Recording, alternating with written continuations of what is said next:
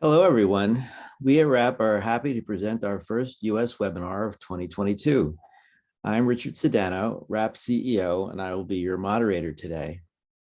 We like to host several webinars each year on key and emerging topics important to the power sector, to customers, and to climate change. You can find past webinars on our website, raponline.org. We like for our first webinar of the year to be a roundtable for some of my RAP colleagues to discuss topics we are working on with governments around the United States. Later webinars in 2022 will feature experts from across a range of disciplines from many organizations.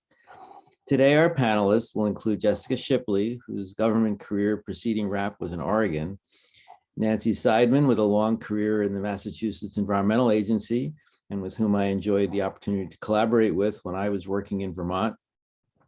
John Shenot, whose prior work in Wisconsin spanned utility and environment regulation, and David Littell, who was an environment commissioner and a PUC commissioner in Maine. Animating our planning for today's program is people. People making choices about the grid they want and the investments they want to make themselves, giving them all opportunities to benefit.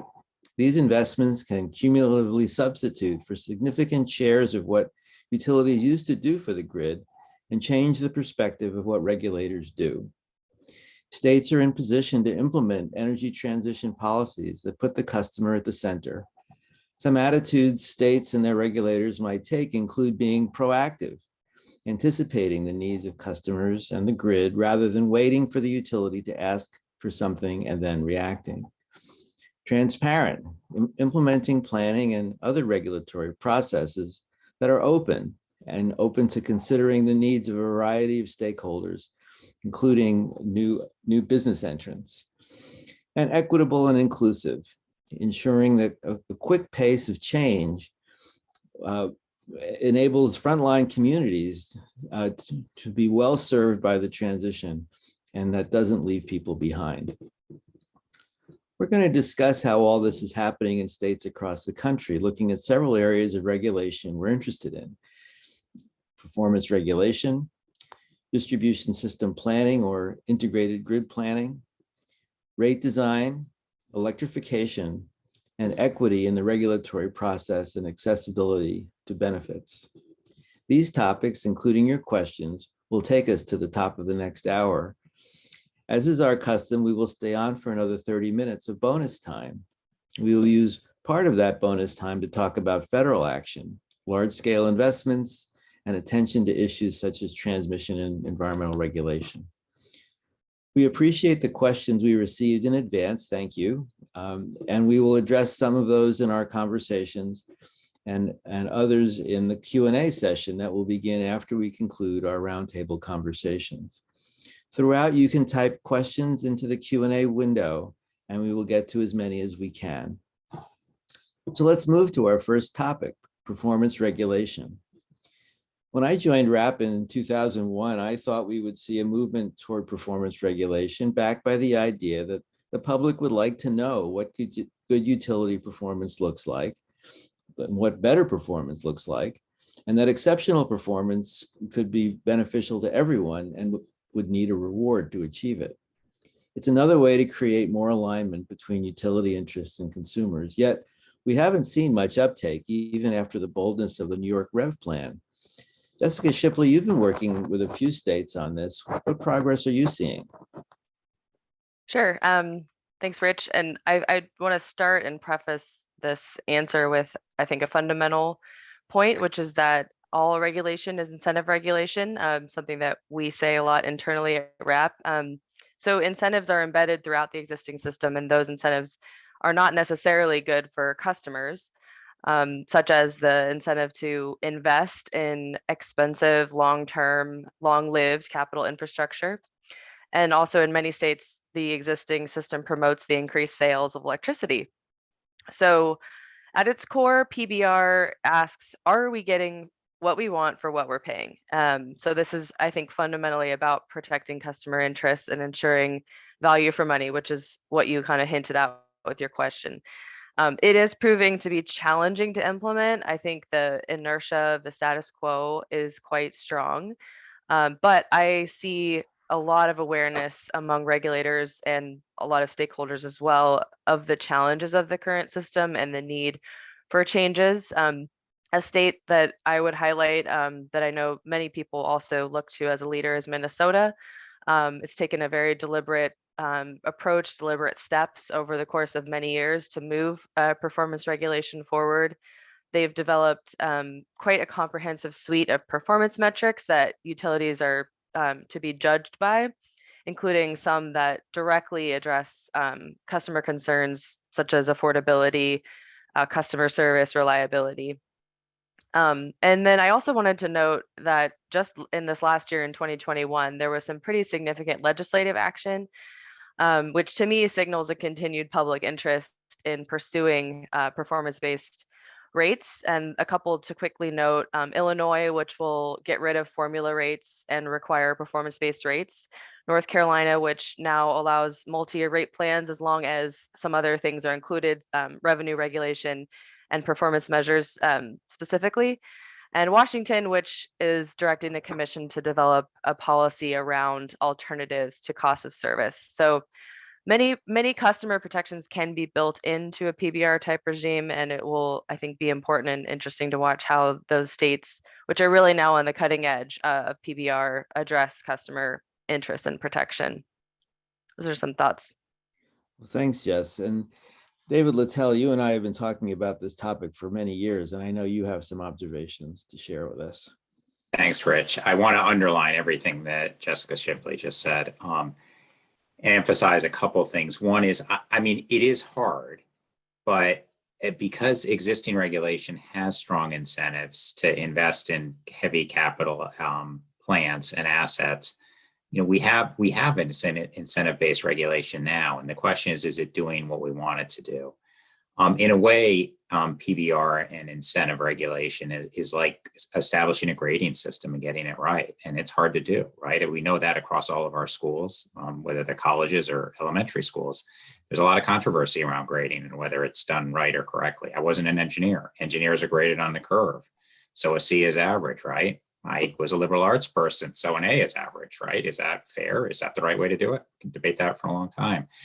But that's really what PBR is, and we should think about it about getting the right performance that we want out of our utilities for what we pay.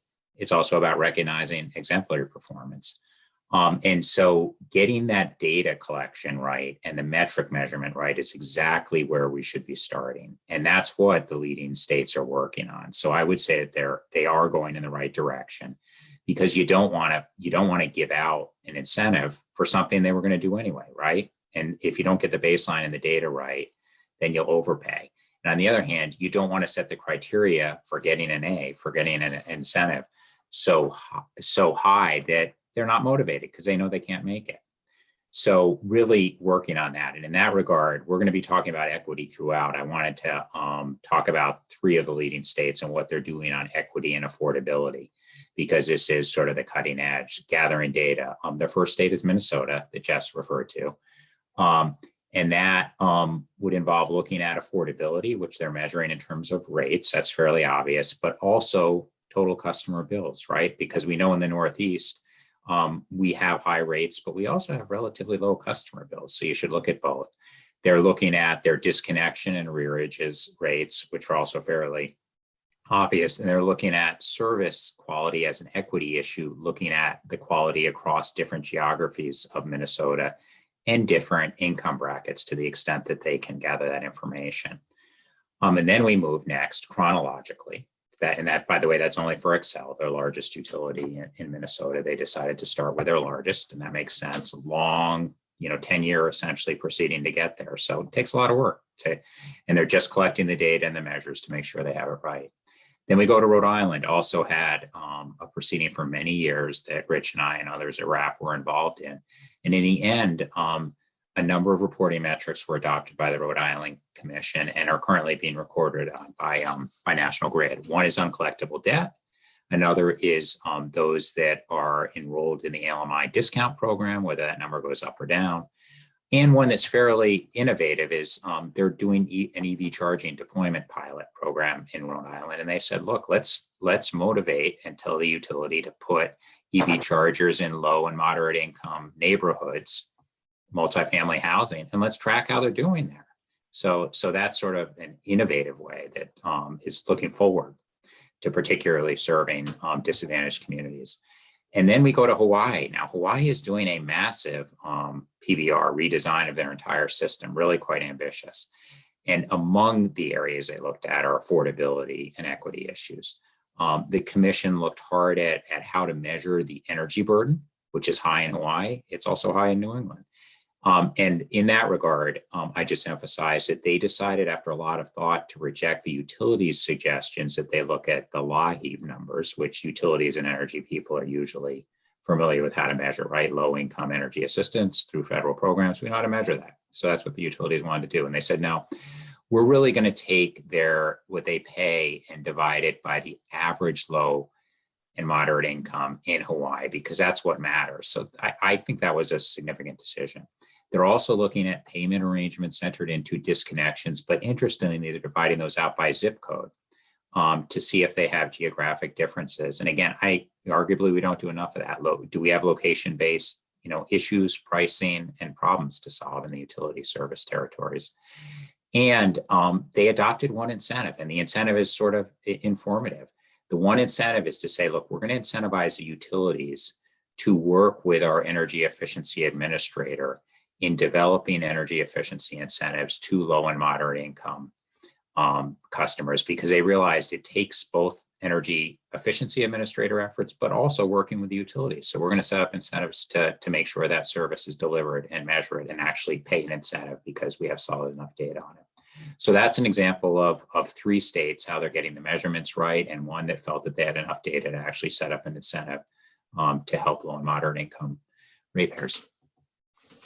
David, thanks. And there's certainly a lot to talk about there. The old manage what you measure maxim for business seems to apply to the utility business, and utilities, of course, are affected with the public interest, and so have some very specific metrics that are important, not just about profits, but about ratepayer value. And I'll just mention that disaggregated measurements, measurements by county, measurements by telephone exchange, measurements by circuit, all these kinds of things help to make sure that everyone gets the same quality opportunities. But we need to move now to talking about distribution planning. I sometimes think that regulators are interested in the energy transition might shy away from reforms to rates or utility earnings because they're very controversial, and prefer focusing on reforming distribution planning, an area fully under their control and which the editors at newspapers might think is kind of boring. So that might make it just perfect for regulators to think about ways that they can get something done. The challenge, of course, is to fully utilize local resources such as PV, solar, storage, demand response, and of course, energy efficiency. And when overlaid with electrification of heating and transportation, the distribution system in 2030 and 2040 and 2050 may need to be quite different from the systems we have today. And planning for those systems needs to start right away because of the capital schedule for utilities. So big changes are in store from utilities. And John Shenot, are you working with states who are embracing this challenge? Yeah, that's right, Rich, we are. In fact, RAP has been working for years now with several of the states that I think are in the lead on distribution system planning. Of course, utilities have always planned their own investments in the distribution system, but what's really changing now is that they're increasingly being told that they have to plan in a more transparent fashion.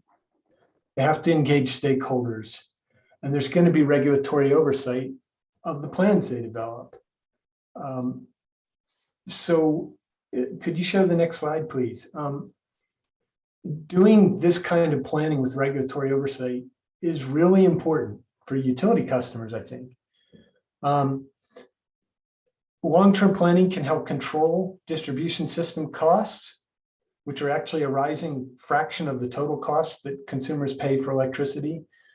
The planning process can engage customers themselves so that they make smart investments in distributed resources that provide value to the grid.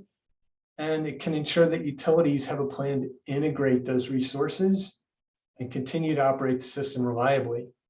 10 years ago, I'm not aware of a single state that required utilities to file distribution system plans. You can see on this map that there's at least 9 states that currently do.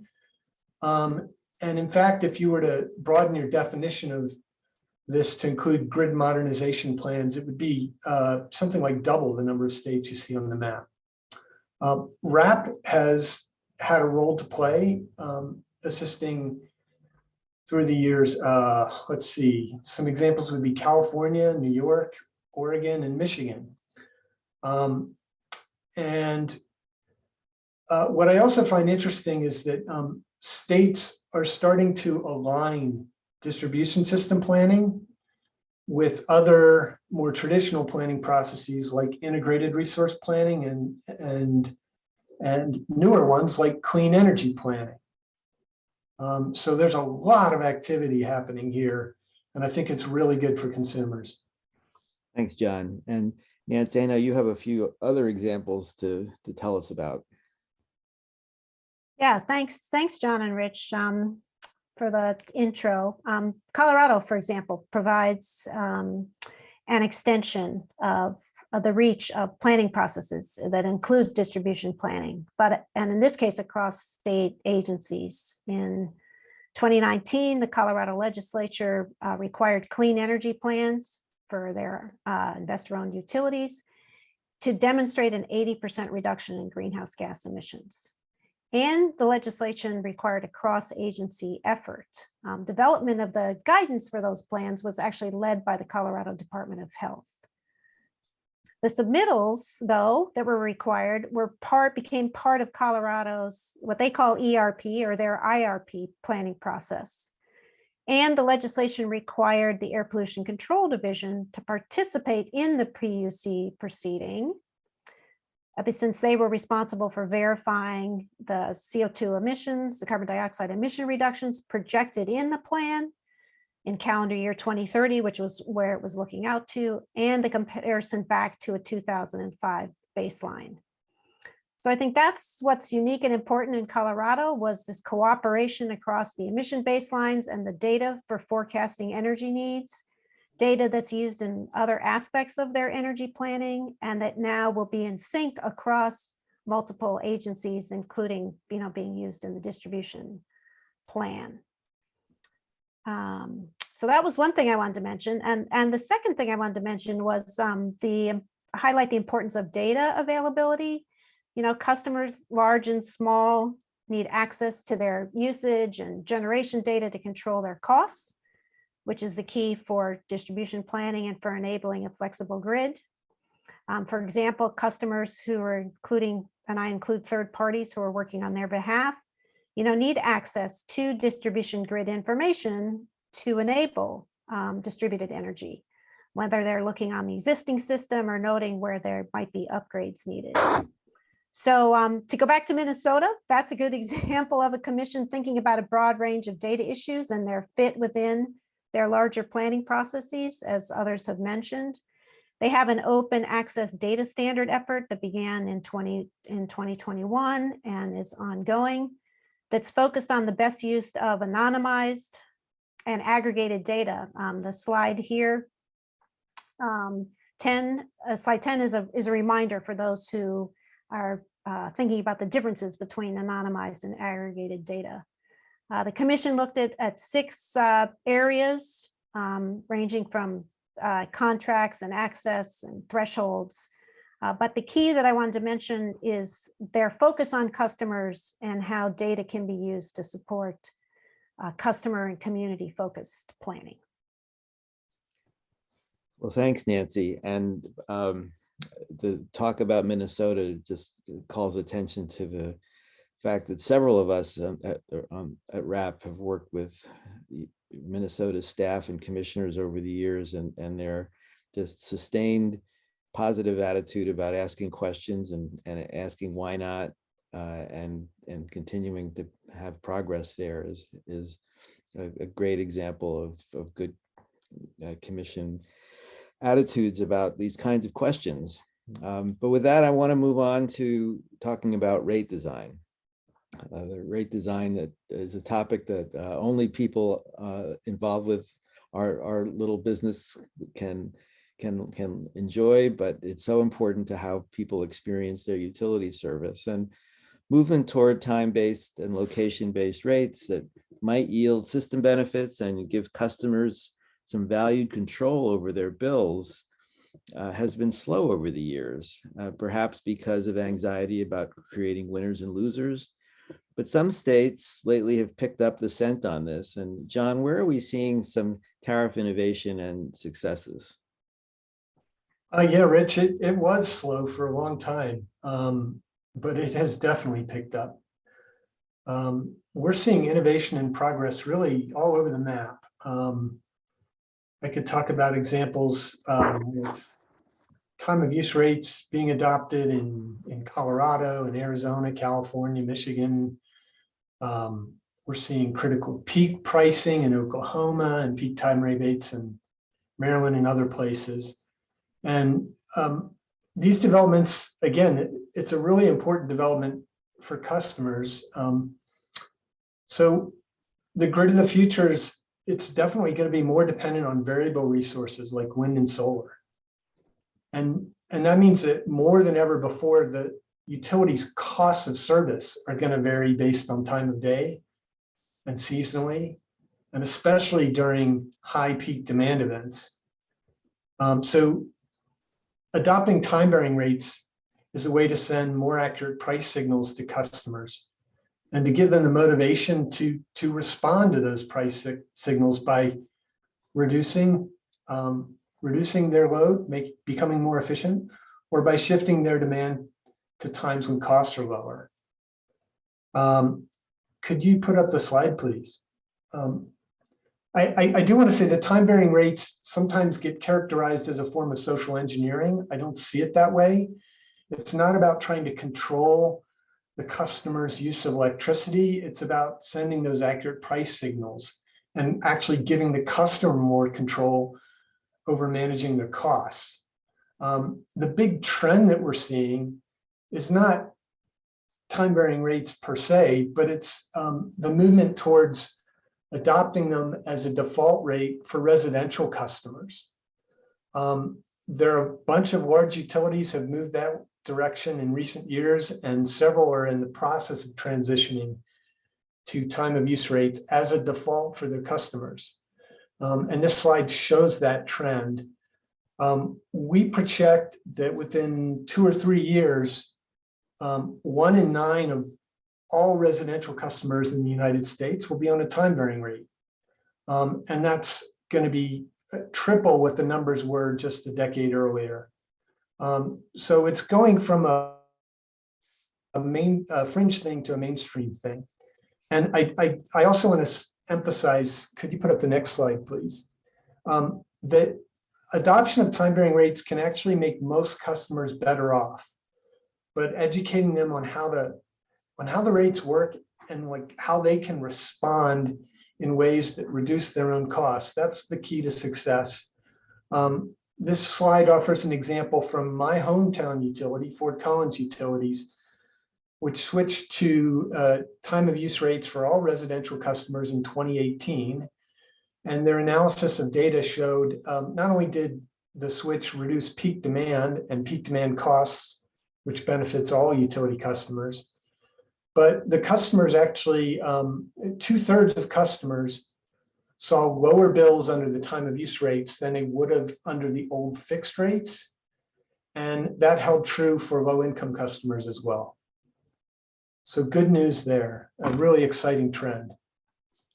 Thanks, John. And David Littell, what messages are you giving to PUCs about rate design? I mean, most of my work is in the Midwest or eastern portion of the US, so not the jurisdictions that John spoke about.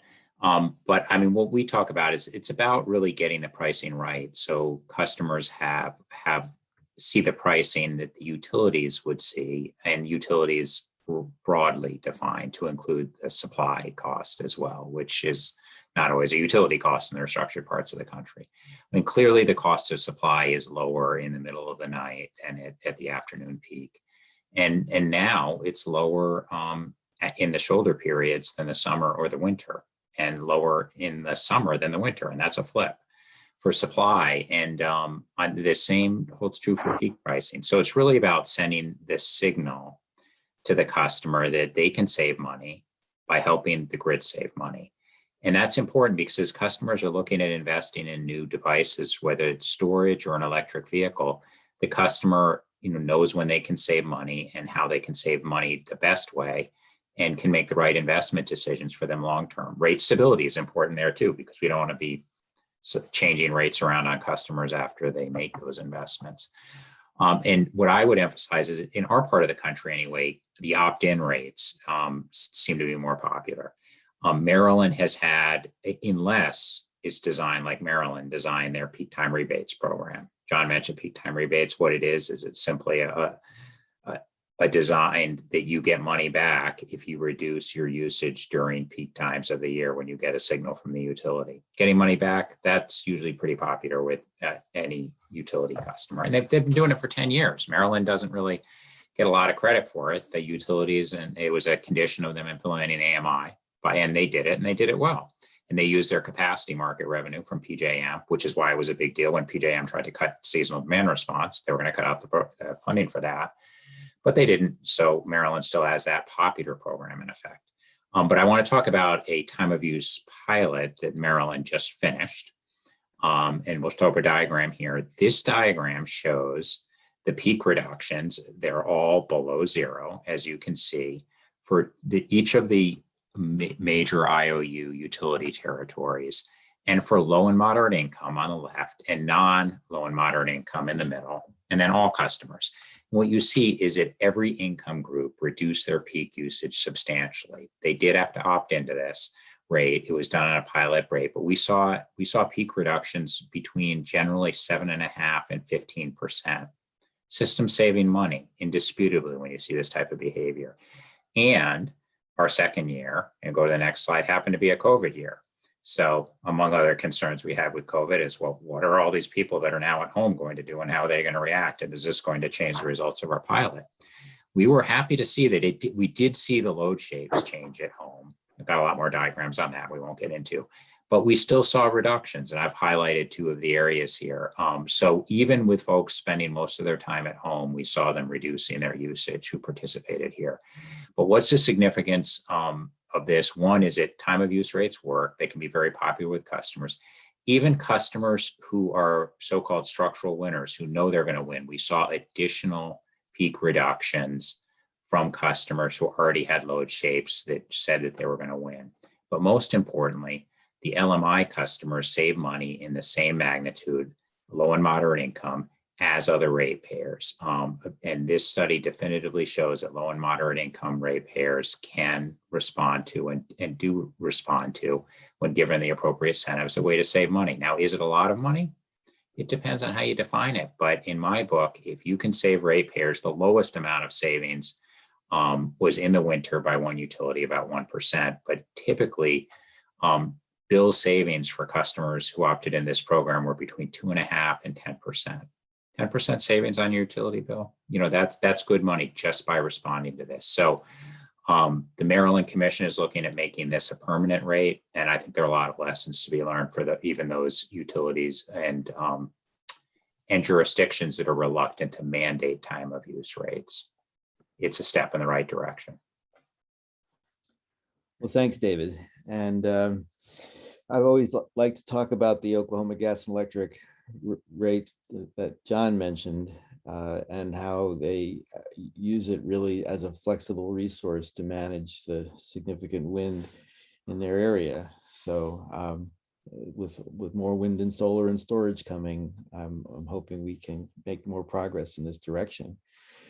And one of the elements of progress, I think, is electrification. And PUCs are seeing electrification of transportation and buildings all over the country. And Jessica, what are you seeing states and utilities doing to tap into customer enthusiasm around electrification of vehicles in particular, but homes and buildings too, if you want to talk about that?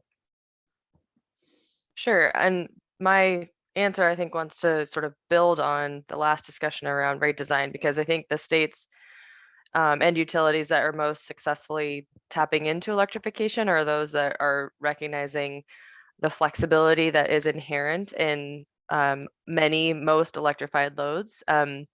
So what I mean by that is that energy end use, when we're using our energy, driving our car, for example, that doesn't have to happen at the same time as we're drawing electricity from the grid. And I think we have a graphic here that shows an example of EV charging before and after a time varying rate. So the type of rate design John and David were just talking about was implemented, showing that drivers can shift the time of charging from during the system peak, so at that most expensive time, to a later time when the grid is less stressed. So customers save money here, but also avoid increasing overall system costs. So that's just, I think, one theme from the states where this is, electrification is becoming a system resource. Another theme, particularly in the area of transportation electrification, that I'm seeing is just really a need to remove barriers for scaling up investment in infrastructure deployment to meet this growing customer demand. So it's really how to remove barriers and streamline utility investment. So one example that I would like to give from my home state here of Oregon, where last year the commission staff spent the year developing a new framework for governing utility investments in transportation infrastructure. And they suggested that the state should move to a jurisdiction-specific cost test to evaluate utility spending, and also suggested adopting some performance criteria. So going back to our conversation on PBR, as a way to measure success that would involve things like how well are we serving underserved communities, greenhouse gas reductions, et cetera. So really moving to a model that puts emphasis on performance and achieving outcomes as a way to evaluate utility investment, rather than cost effectiveness methods that some believe are not really fit for purpose for scaling infrastructure investment. So I think I'll stop there, but just some thoughts on the transportation side, and we can talk about buildings too if we have time. Thanks, Jess. Nancy, I know you see electrification as a key air quality strategy. I think that's right. Please share some of your observations. Yeah, great. Thanks, Jess. Thanks, Rich. Yeah, there's a lot of excitement with transportation electrifications, lots more options rolling out for consumers.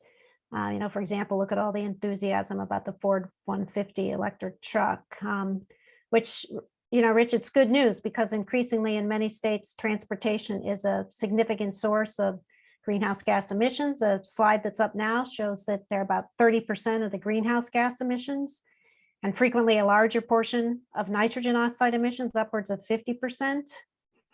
But often overlooked is how medium and heavy duty vehicles contribute to air pollution through fine particles, smog, visibility impairment. These medium and heavy duty trucks comprise less than 10% usually of the vehicles on the road, but can account for more than 60% of the tailpipe nitrogen oxides and particle emissions. And those contribute to poor air quality in many urban areas, and including areas with really vulnerable populations. So electrification of medium and heavy duty vehicles presents a huge opportunity to improve air quality, public health, and equity, including any area where there's lots of truck traffic, major highways, food distribution centers, delivery vehicles, warehouses, ports, airports, transit depots. We've worked with Texas A&M's Transportation Institute, and they've produced important research on how electrification of medium and heavy duty vehicles can improve air quality. The slide that's up now shows how in Houston, the Transportation Institute found that electrifying 40% of the existing predominantly diesel fueled medium and heavy duty vehicles in the 8-county Houston area could avoid over a quarter of the 80 tons emitted in Houston's on-road traffic of nitrogen oxides. And that can be achieved, as the slide shows, by electrifying about 60,000 medium and heavy duty vehicles, which represent only about 1% of all the vehicles in Houston. Now, admittedly, 60,000 vehicles is a challenge to electrify, but that opportunity for cleaner air is remarkable and not easily achieved by any other means, particularly in neighborhoods that are suffering from poor air quality. Well, thanks, Nancy. And we recognize that there's lots of things going on with electrification that are going to spread throughout the economies that regulators oversee. And after we address our next topic, we'll turn exclusively to your questions for the rest of the hour. But we want to talk now about equity and access to progress. All the topics we've discussed so far, performance regulation, planning, rate design, and electrification, influence equity outcomes. And equity is a topic that is sometimes taken for granted in utility regulation, presumed to be addressed perhaps by statutory admonitions of discrimination. But many of us are taking a closer look now for implications for the society as a whole, what equity means for some who are overlooked and marginalized, for implicit bias.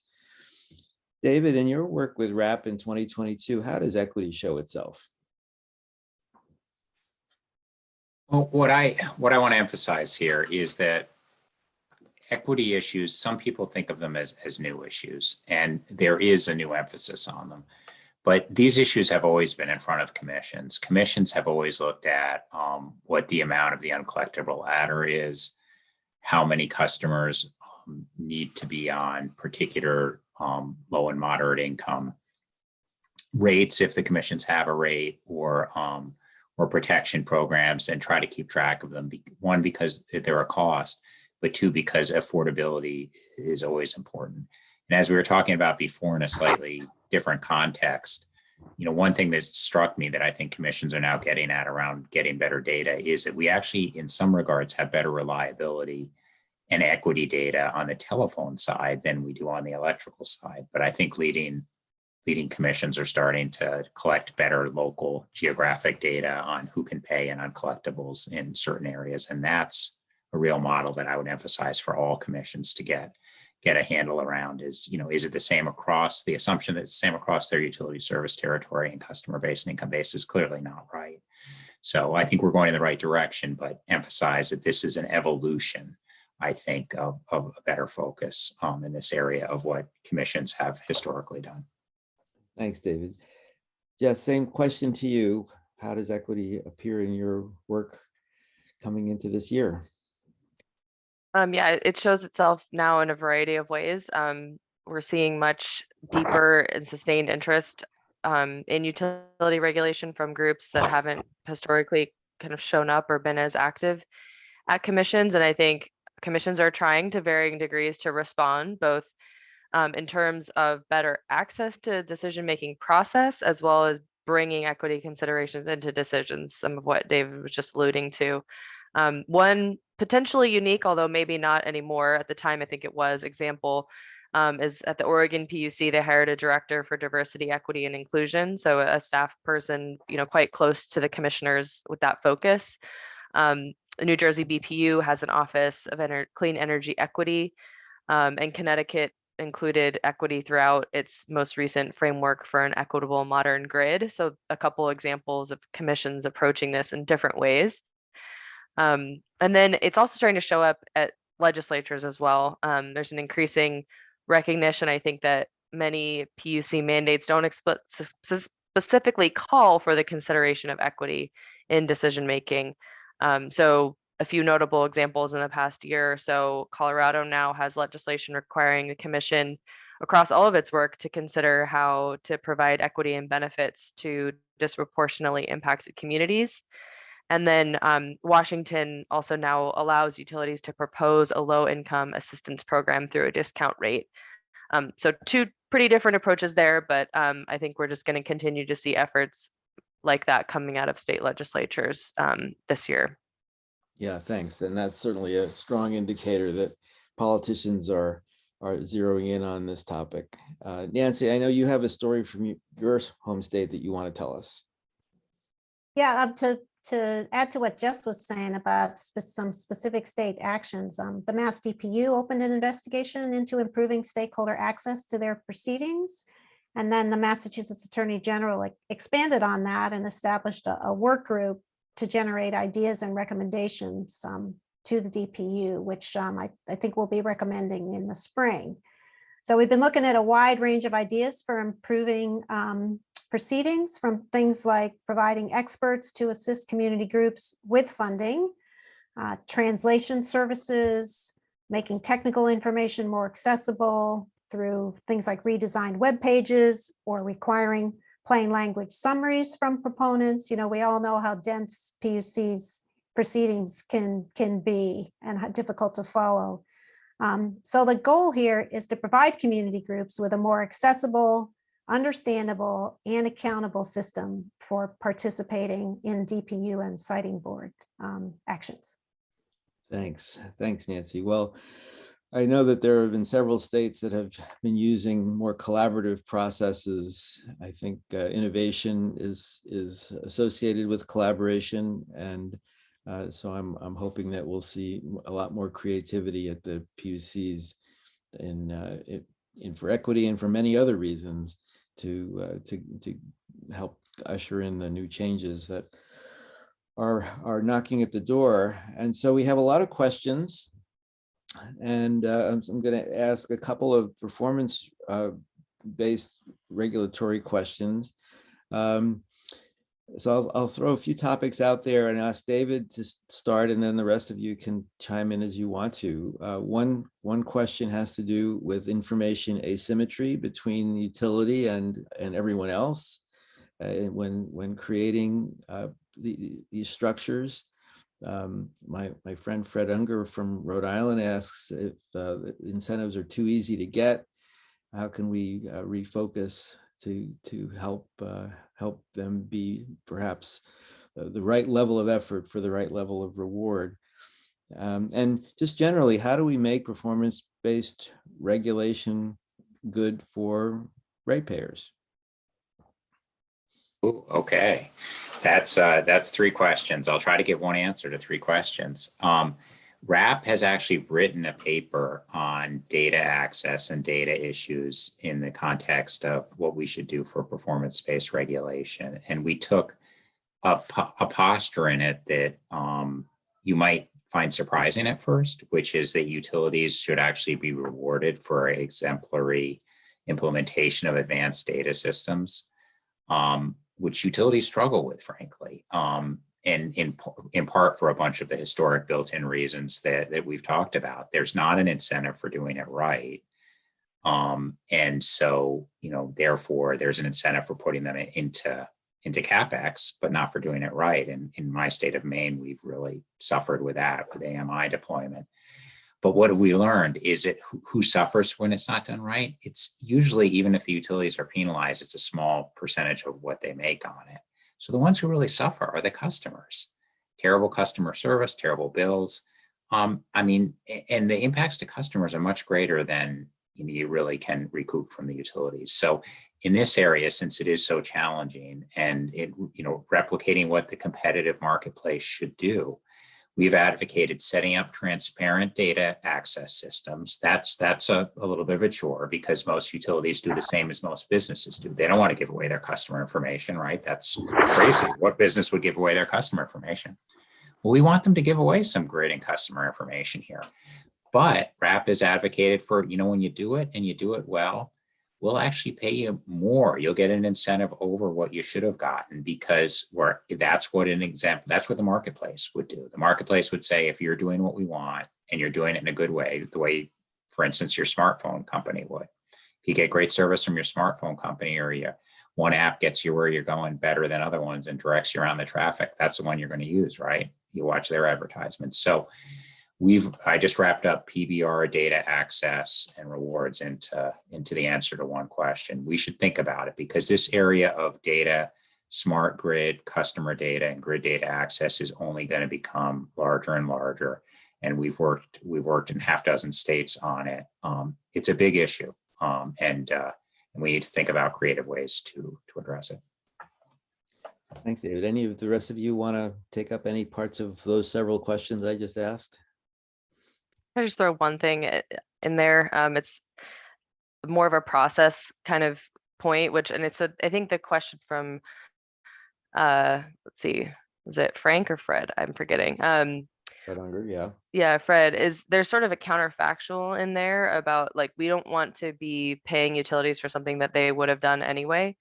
And so that's part of the analysis and part of the sort of the process of setting up the metrics and setting up the incentives. And I think it's important to build in an iterative process when you're thinking about PBR. It's probably not likely that you'll get the incentives right the very first time, maybe on a couple of them, but so it's helpful to have an attitude of continuous improvement about it and build in intentional points in the process to have the commission and stakeholders analyze the performance and decide whether those targets, metrics, incentives, et cetera, need to be shifted.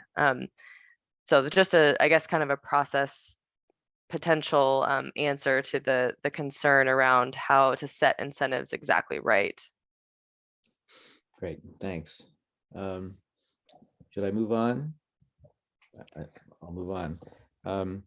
We did get a question about striking the right balance between incentives to increase distributed generation, benefiting customers who are not participating, non-DG customers, and the fiscal stability for the utility.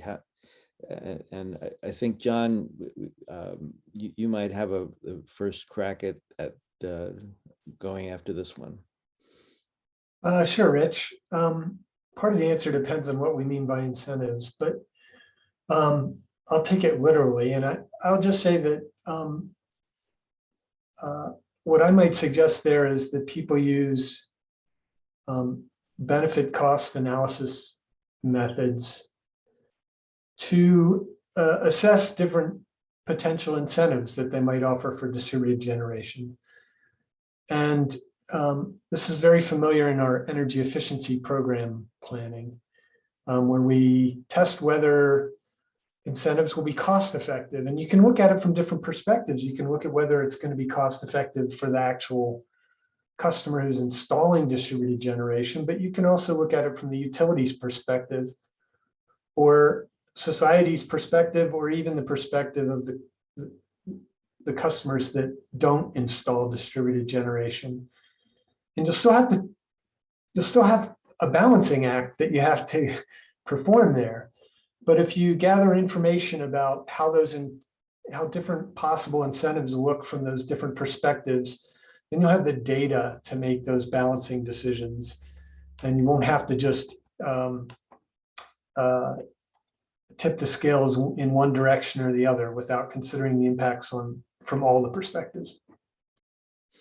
Right, and part of the bottom line there is that the regulator needs to treat the utility fairly in the midst of striking those. And one other observation that I have is that innovators who are looking to sell products that customers might want and that might benefit the grid, and they want to get a return on their investment, there has to be at least an opportunity for them to figure out how to enter and engage the marketplace.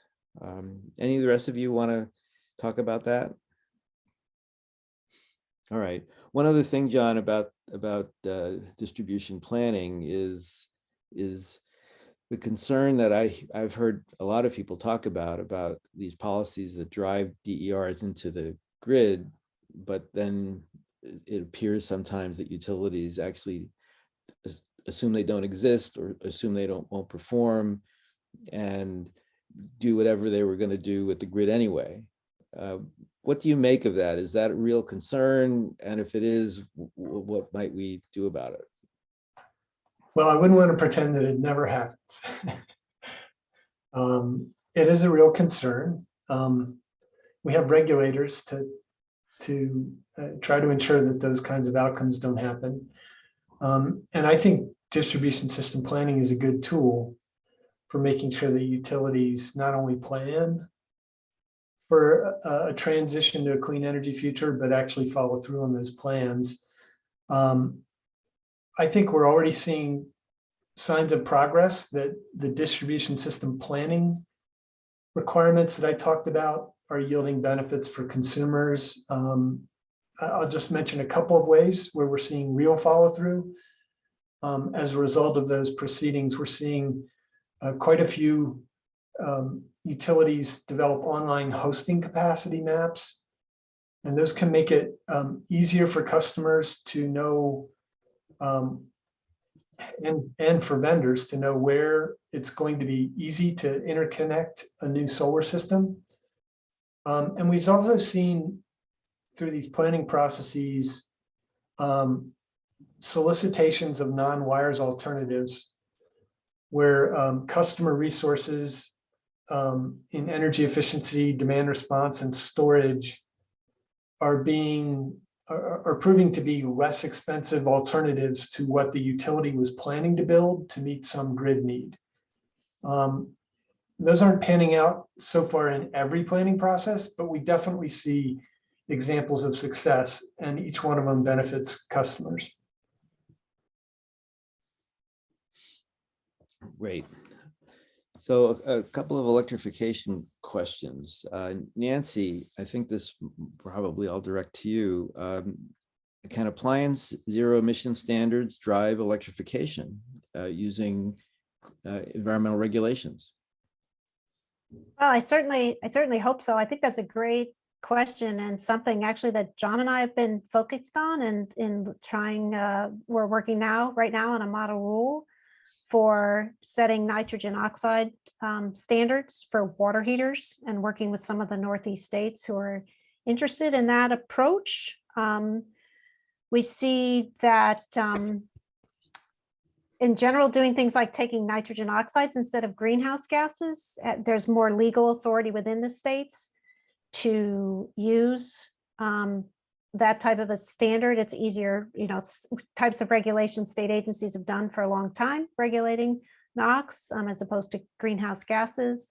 A lot of research is showing increasingly that appliances are major sources of air pollution, both greenhouse gas and criteria pollutants.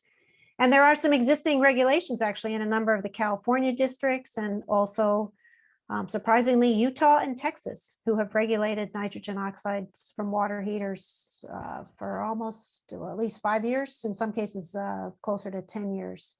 So yes, the answer to the question is yes, we think appliance standards could drive electrification, but I'll see if John wants to chime in with anything I might have. Okay.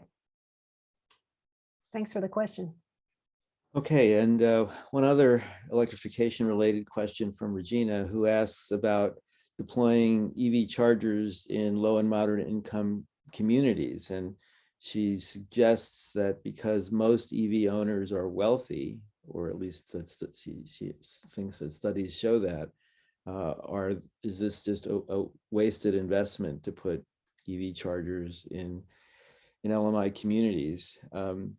I know from work that our former RAP colleague and citizen of the world, Jim Lazar, has made, that a lot of secondhand Leafs are available at prices that are quite accessible to low and moderate income people. And so EVs perhaps are more distributed around than some might think. But what do the rest of you might want to chime in on this question and talk about what I might call public interest electric vehicle charging?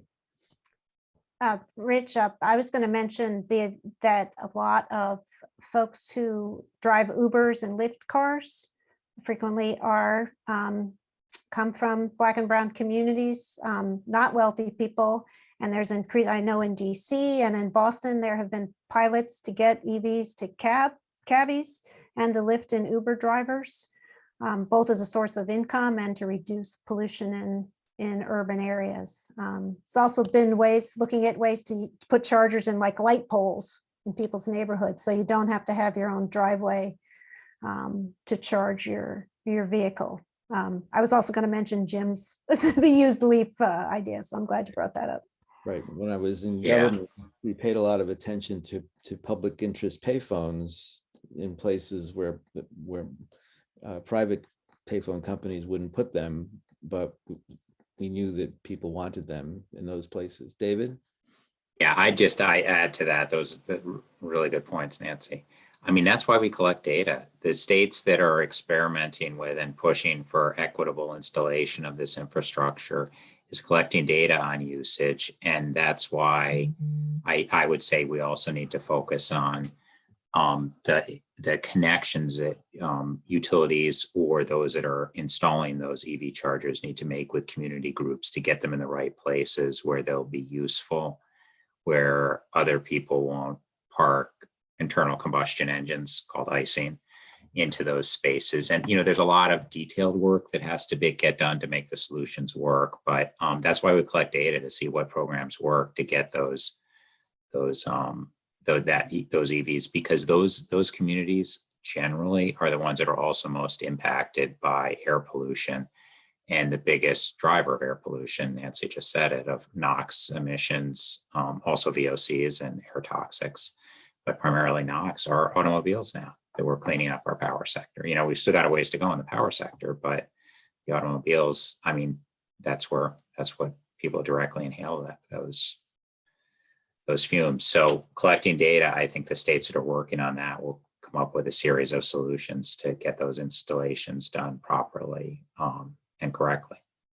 So I want to squeeze in a couple of rate design questions before the end of the hour. One question wonders about whether the data that we use to do rate design is so quickly antiquated because things are changing so fast that we're always going to be chasing and using the wrong data for creating. Electrification, for example, is changing the characteristics of the grid so fast that the data we would use is already way out of date. And another question wonders about, basically offers a zero-sum game. If we create winners, we inevitably create losers. John, I'll start with you to see if you can offer anything on either of those or both of those points. I'll offer perspectives, Richard. I think there must be a high degree of variability on that. You start with the fact that, I don't know, maybe like 10 or 12 states use future test years when they're designing rates, which it has its own flaws, but is more likely to be using projections of what things will actually cost and more up-to-date information about that. But we're also seeing in a lot of states, utilities are coming in pretty regularly for rate cases, so that things are, the data used to design rates are just, you know, at most 2 or 3 years behind the times. As fast as things are changing, that 2 or 3 years can make a big difference. But not like in some of the states where utility rates haven't changed for 5 years or even longer. I don't know what else to say about that question. Okay, well, we are at the top of the hour at this moment. With that, I'm going to say a few things. First of all, lots for all of us to do. Knotty problems for us to work on. Thanks to the panelists, Jessica Shipley, Nancy Seidman, John Shenot, and David Littell.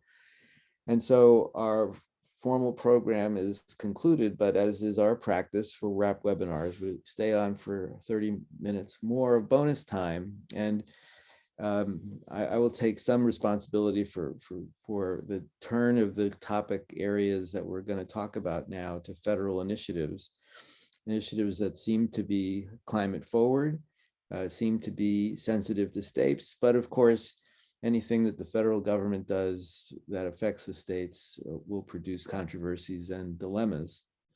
So some of the topics that I think will come up in the next few minutes are transmission siting and planning, wholesale markets, FERC Order 2222, federal spending from legislation passed and contemplated, and EPA regulations. And so with those prompting thoughts, David Littell, you follow transmission very closely. So I'll ask you to kick us off with some thoughts about where transmission policy is headed. And perhaps we'll be talking about offshore wind in this too. Thanks, Rich. I mean, one thing that's notable to me is that the Biden administration and the FERC are tackling transmission right up front as a top priority. Whereas we saw the FERC Order 1000 come out of the John Wellinghoff's FERC at the sort of tail end of his tenure. And I think part of this is being done because the promise of FERC Order 1000 has not been realized, right? There's a recognition that we need to go back in and look at what was attempted to be achieved there, which is better transmission planning and development. And we're seeing that. We're seeing that across multiple departments in DC. So the first is the Department of Energy has announced building a better grid initiative. They're using $20 billion of the infrastructure funding to fund it. A variety of programs. Some is to give grants to states to work on funding. Some is to actually create loan or other grant programs that they're still sort of fine tuning or putting together is another way to put it. Exactly how those will operate, but instead of stepping in with heavy-handed federal tactics to say you shall allow the transmission line to be built here, that still might happen. But here they're saying, well, here's a carrot. We'll incentivize these projects that are far enough along by reducing the cost. So very interested to see how that plays out. And that's a very promising initiative. One detail in there that I think is more than a detail is the first time we have the federal government putting their weight behind developing existing railroad, highway corridors, other corridors. And what I know wasn't in there, but I question whether we should look at old fossil fuel corridors for fuel pipelines and gas pipelines. Those are prime corridors too. So those are explicitly called out in the Federal Register notice. And that's an area where those proposals have always existed, but we've never had the US Department of Energy step in to say, hey, this is a good idea. So I think a lot to come there in the next several years. Even before that, the FERC under Chairman Glick's leadership announced a transmission, ANOPR, we call it, Advanced Notice of Proposed Rulemaking, a process that they've been through. They've held a series of hearings on how to improve interconnection policy. Interconnection is one of the big things holding back both grid scale and distributed scale renewables, but also better transportation planning and better structures for the RTOs and in the non-RTO parts of the countries, the utilities and transmission planners to plan large grid scale transmission. And so a bunch of folks who saw what happened and didn't happen under FERC Order 1000 have been involved in trying to get that better now. And I anticipate and hope that we will see a NOPR come out of the ANOPR pretty soon, which will be a notice of proposed rulemaking for how to set up those incentives in a better way. And the last area, part of the Building a Better Grid initiative that's worth particular note is that on the East Coast, followed soon by the West Coast, we have a lot of offshore wind going in. Europe has installed offshore wind, but historically, that's been a European activity. It is coming to the East Coast. We have 42 megawatts in the water, and we have 12 gigawatts already procured and contracted for to be developed, and another 32 gigawatts mandated by state laws. That's what's sort of on the books for laws. So we're going to see a huge explosion. But what we on the East Coast are quickly realizing, from Maine to North Carolina, is that the onshore interconnection points and the low-hanging fruit for easy capacity is quickly going to be used up. In fact, it's just about used up by this first 12 gigawatts of projects.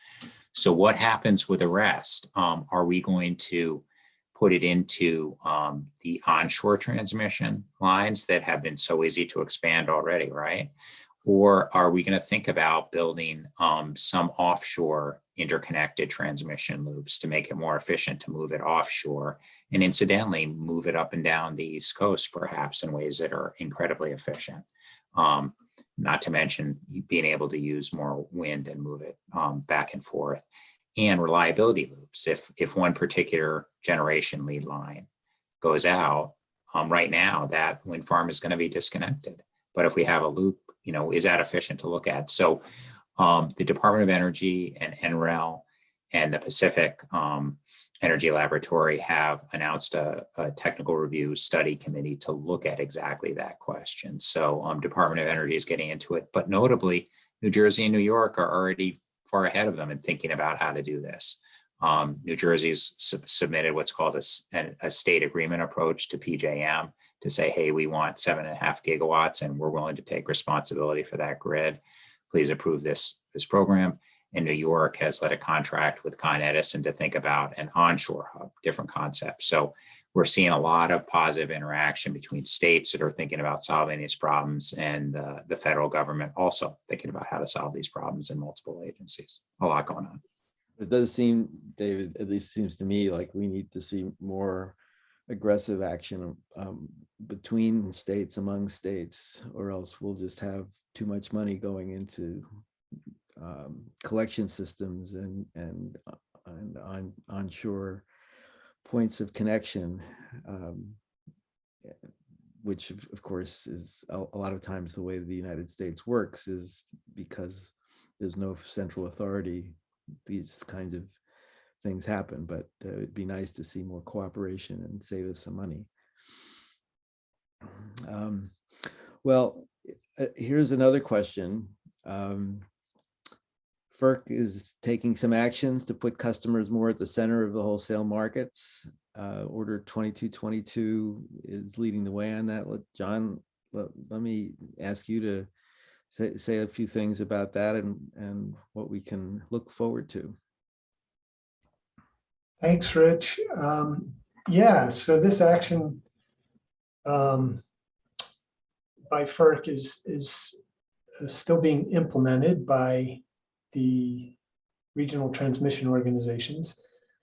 But basically, FERC has decided that the wholesale markets aren't truly competitive unless there's a means for distributed energy resources to offer services into the market through aggregators.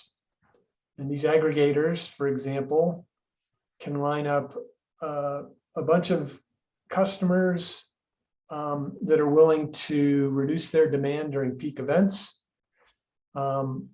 or maybe they have storage resources and they're willing to serve the market as a frequency regulation resource, something like that. But what FERC has ordered is that all of the wholesale electricity markets have to allow third-party companies to aggregate these resources and participate in the markets on a fair and equal basis with the traditional generators. The RTOs are all developing their market participation rules, and it's going to be a few years before we see this fully implemented. The thing that, I don't know, it sort of amuses me is that this development is viewed by many as kind of a threat because it's somewhat uncharted territory for many utilities. But I would just encourage everybody listening to see the opportunity in it.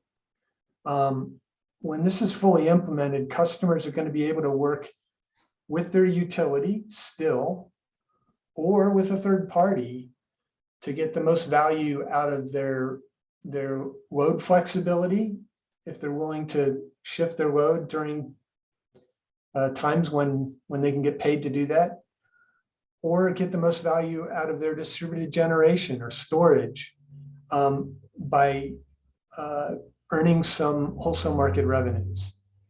And the great thing is these resources will only get dispatched in the wholesale markets if they cost less than what would have otherwise been dispatched. So they're bringing down wholesale power costs.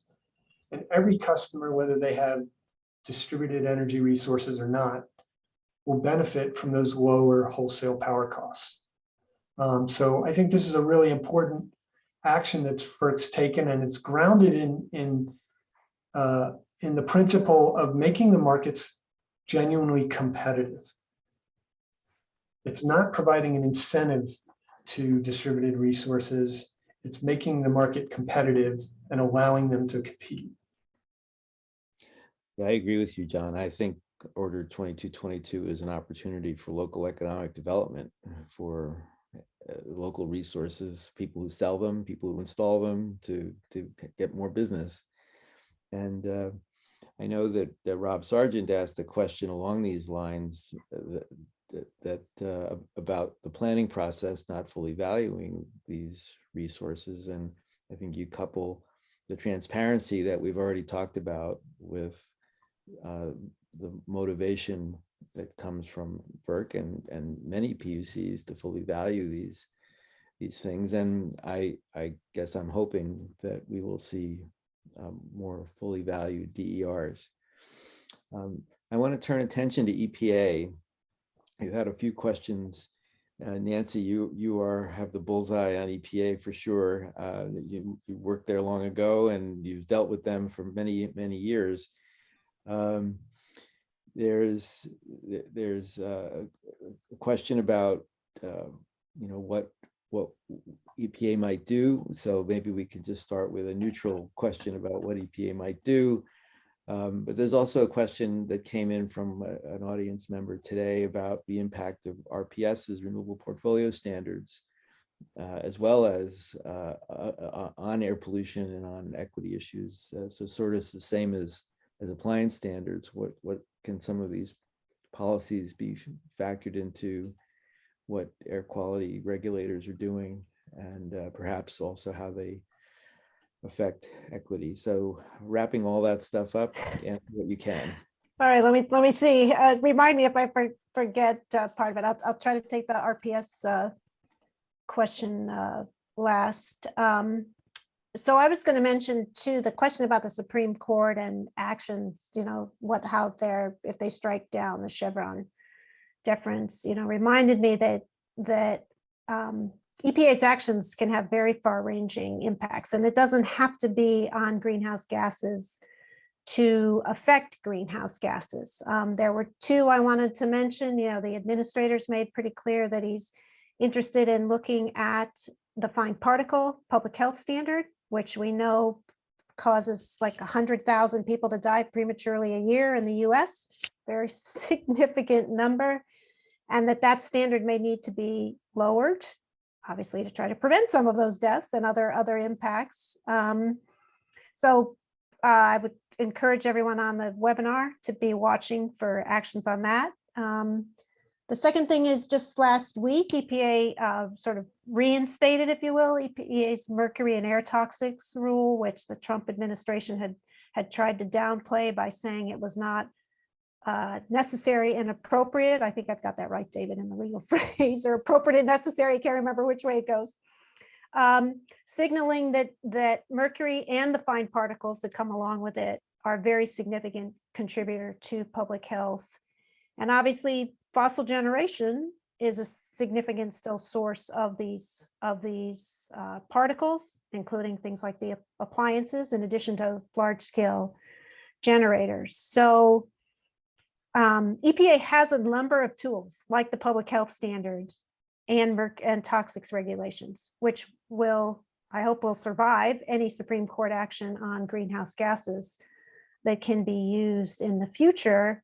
And merits, just to link this back to distribution planning and other planning efforts, things to watch for and to try to get included in IRP plans, distribution plans, things that are going on at the utilities to look at their future year needs and valuing the benefits of renewables, efficiency, distributed energy against single large-scale fossil generation. It's a real opportunity to look at as some of the other questioners have asked, to look at alternative resources and distributed resource weighed against conventional, what I would call conventional generation. And on the RPS question, I would say, EPA has a number of tools that can document how the generation of renewables in terms of kilowatt and megawatt hours has offset pollution that would have been generated. You can take the grid that you have on now and project if that was replaced with renewables that would be generated through an RPS, what pollution will be saved by using non-fossil generation versus fossil. So that's just one tool I thought of. And obviously, again, the scenarios that utilities look at, if they project fossil generation versus renewables, you can include the pollution impacts of using renewables instead of fossil generation that way. I think I've got the parts, Rich. Did I forget anything? Well, I think one of the interesting elements of this question is the impact of RPSs on from a rate perspective on equity issues. And of course, if RPS end up costing us more, then the people with lower incomes are paying a higher percentage of their income. So that's a concern. But that's what I started that off with. That question is not necessarily the case, because with wind and solar declining in cost so fast and storage declining so fast and demand response being a relatively good way of providing flexible resources, it's not necessarily true that the clean grid is more expensive, much more expensive, if at all, than the traditional grid with traditional power plants. So it's not necessarily clear that you add burden to people. And in fact, there are some who might say that the cost stability of the cleaner resources that aren't subject to the same kind of construction uncertainties that nuclear plants, for example, and coal plants too have, may actually benefit people from the point of view of stability. So that's another angle to absolutely. Yeah. So just add, Nancy went through the great detail. I just say whatever the Supreme Court does, and we hope that they're reasonable, we'll say. Americans want clean air. I mean, there's some really basic stuff, and there are visibility requirements in the 1992 Clean Air Act that basically say we'll go to background. We should be at background level. What air pollution what visibility would look like were it not for air pollution by 2064. And 2064 is a lot closer than it used to be, right? 30 years ago, I was around when they enacted that, and we're about 30 years from that. And that's a pretty aggressive goal. And if we get our air to the point where we don't see what we're breathing, right? It's a pretty intuitive goal. We'll be a long way towards meeting all of our pollution. So, I mean, just bring it back to basic intuitive stuff too. That law will stay on the books regardless of what the Supreme Court does. So maybe we should think more about looking around at pollution. So, John, did you want to add anything before I move on? Okay, I'll move on to a general question about all of this. We've talked about a lot of things that are of great interest to the energy geeks out there, which is probably 100% of the participants in this call. But there is, hundreds of millions of citizens who are not in the know here. And how do we distill some of the complexities and arcana that we've talked about into ways that we can reach people with the things that they need to know? They don't need to know all this, but they need to know some of this. And what do we do with the public part of this?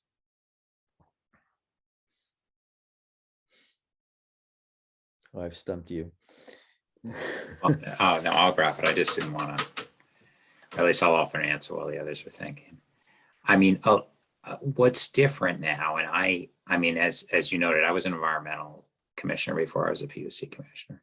But I think what's different is that the PUC regulation has always been sort of an insider detailed game of looking at cost of service studies, revenue requirements, depreciation schedules, very sort of expert stuff.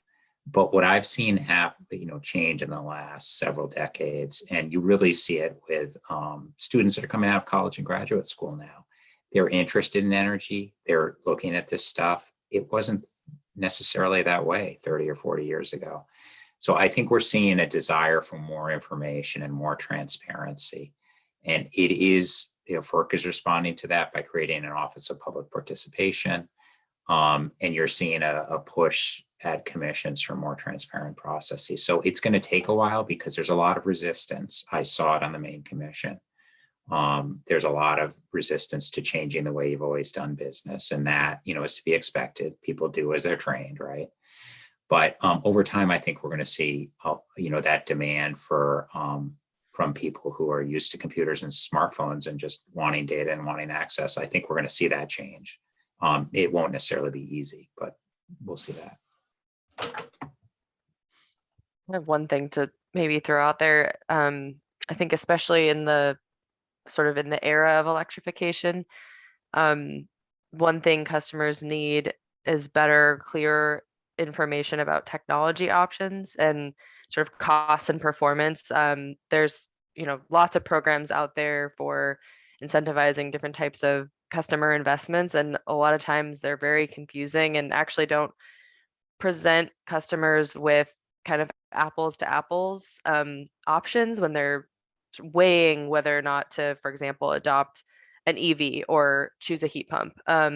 So, and this is not necessarily for PUC commissioners, but I think it's as part of the energy transition and as part of a lot of what we've been talking about today about how to put customers at the center. I think, implementers of programs, manufacturers, contractors, people thinking about energy efficiency programs, codes and standards, et cetera, should have this frame of clear, accessible information for customers so that they can make these choices in a much lower information and transaction cost way. Mhm. Yeah, I think a lot of the answer is actually already embedded in our energy efficiency programs, where we focus on trade allies to help customers make decisions. And we have networks for that already that we can tap into. And as a former head of a public agency in government, I know how important opinion leaders are in communities, how important editorial writers are. Even in this age of electronic journalism, there's still people writing editorials and shaping the views of citizens. So I think there are ways of getting out there. I just wanted to add one more point to that topic, and that's the utilities that have had the most success with implementing time varying rates have gone to great lengths to educate customers about how the rates work and how they give the customer control to choose when to use electricity where they can and manage their use to reduce their bills. I offered the example of my hometown utility. I've witnessed all the outreach they've done with bill inserts, with billboards and advertisements and community meetings. And I can also just say that if I remember this correctly, over their first year, they heard from something like 2% of residential customers who had questions about what had happened to their bill after the change. I would say it's noteworthy that 98% didn't contact them, but also that most of the 2% that it was confusion, and the utility has continued to update and improve its outreach through its website and other channels And I think you'll find the same thing with other utilities implementing time varying rates, like the examples that David gave. And it's really crucial to making sure that that kind of change, which has so much potential, works to the advantage of as many customers as possible. Thanks, John. Well, in the last few minutes, I'm going to do something really terrible to all of you and ask you about Texas. We're almost a year out from the crisis from last winter, and so we don't have time for any long answers about what the lessons of Texas 1 year out have for us. We have time for a few short answers, perhaps building on some of the themes that we've talked about here, whether it's things about empowering customers in different ways, or motivating utilities in different ways, or practices that address wholesale markets and infrastructure. We've talked about all those things.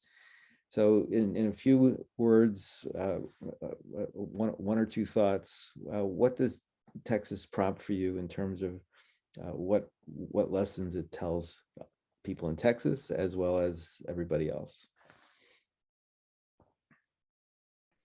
I go first, Rich. To me, it means more energy efficiency and giving customers control over their bills by reducing their bills through enhancements to giving them better access to efficiency programs, weatherizations, newer upgraded appliances, those types of that access, and education about what that could do to lower their bills. Mm-hmm. Thanks, Nancy. David, you have some observations about listening to experts in the government. Yeah, no, I would just, to me, it's pretty simple. A lot of resources failed, nuclear plants, some wind farms failed, but if the gas supply hadn't failed to get through, Texas wouldn't have become a failure, and it did. And the staff had identified that issue years before, and the commissioners, the decision makers, failed to act on it. They let the industry get away without weatherizing, even though the staff had identified it. A clear regulatory failure by decision makers, which has continued to this day. The whole I think the entire PUC, most of it was replaced by the governor. They resigned under pressure, a lot of the ERCOT board members, but the Railroad Commission that regulates the gas industry, a misnomer, that's the Texas Railroad Commission regulates the gas industry. They've stayed the same and they've defended the industry. It didn't weatherize, and it's still having problems this winter. Clear regulatory failure. It's an elected commission, which doesn't help, and the gas industry funds maybe I'm being too blunt, but the gas industry has a large part to do with electing those commissioners that regulate them. Well, and I sort of think that as a former political appointee who really appreciated the staff that I had to advise me, I think the staff are pretty wise on many of these things. John, Jessica, do you want to add anything? I'll just echo what David said. I think a lot of the problem was not what manifested on the electric side of the energy sphere, but it started on the gas side. Nevertheless, I do think that calamities like that offer another reason to regulate utilities based on performance. And they also argue for transparent planning processes, whether it's distribution system planning on the electric side, or some comparable process, which I don't think yet exists on the gas side. Great. Well, we are out of time, so I want to thank all of you again for your contributions today. Changes sure are happening fast. I'm reminded of the very end of the Ferris Bueller's Day Off movie. If you blink, you'll miss it. We don't want to miss these changes because there's a lot of opportunity in it and a lot of ways things can go wrong. And so we hope that we are helping regulators keep up. And for all of you who are listening to us today, thank you for what you do to turn these changes into opportunities for value and the public interest. And with that, we're concluded. Thanks very much.